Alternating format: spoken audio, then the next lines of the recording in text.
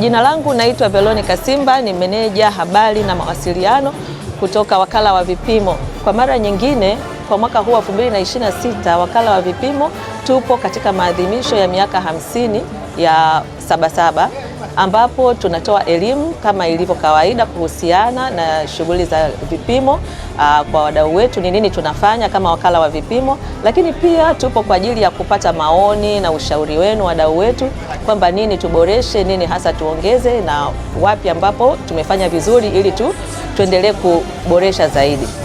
Ukifika hapa katika viwanja vya Sabasaba, njoo moja kwa moja, unapoingia geti kubwa, moja kwa moja mkono wako wa kushoto utaona banda la Wizara ya Viwanda na Biashara, na ndani yake Wakala wa Vipimo utatukuta tupo hapo tayari kabisa kwa kukuhudumia. Karibuni.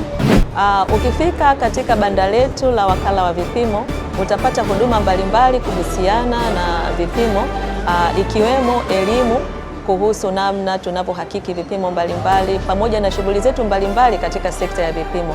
Lakini muhimu zaidi, safari hii tumekusogezea karibu elimu kwako wewe mfundi wa vipimo, lakini pia muundaji wa vipimo katika ngazi mbalimbali, kwa namna gani unaweza ukaomba leseni kupitia njia ya mtandao, kupitia mfumo unaoitwa WMA OSA, ambao huu ni Online Service Application.